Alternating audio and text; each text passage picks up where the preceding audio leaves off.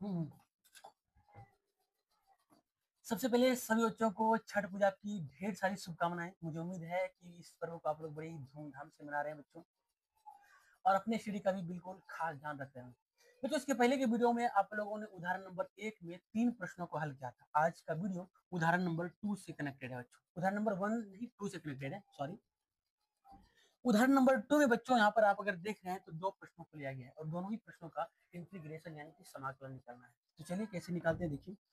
तो सबसे पहले बच्चों 1 नंबर का प्रश्न है, उसको आई के फॉर्म में लिखेंगे, यानी कि लिखेंगे आई बराबर इंटीग्रेशन एक्स पावर 3 माइनस में 1 बटे में एक्स स्क्वायर और इंटू में dx।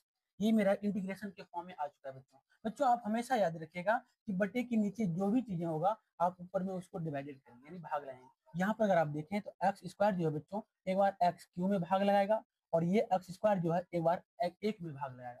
तो कैसे लगाएगा बच्चों, देखिए। बराबर का बराबर आप उतारेंगे और एक्स क्यू बटे में एक्स स्क्वायर लिखेंगे, यानी कि एक्स क्यू में एक बार एक्स स्क्वायर भाग लगाएगा और फिर इस एक में भी एक्स स्क्वायर भाग लगाएगा।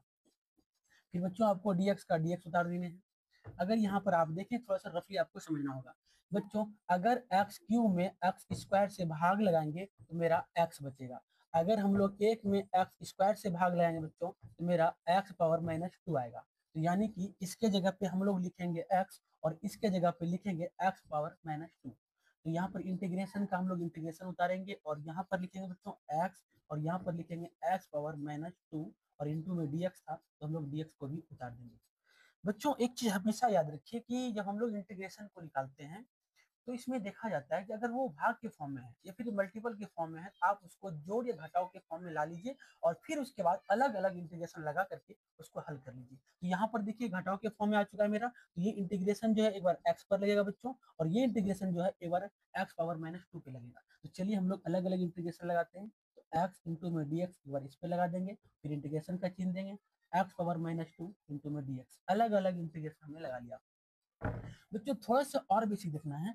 अगर एक्स पावर कुछ भी हो उसमें एक जोड़ा जाएगा बच्चों, एक जोड़ करके जो भी मान आएगा बच्चों उसको दो नीचे लिखना होता है। मेरा कहने का मतलब ये था, जैसे कि यहाँ पर एक्स पावर कुछ है तो एक है, अगर यहाँ पर कुछ नहीं तो एक्स पावर एक है, एक में अगर एक को हम जोड़ेंगे तो दो आएगा और इसी दो से डिवाइडेड करने होते हैं।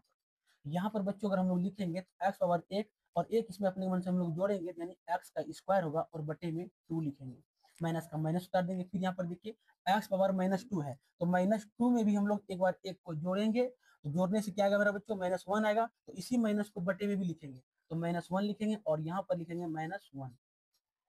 शायद ये चीजें आपको समझ में आ गया हो।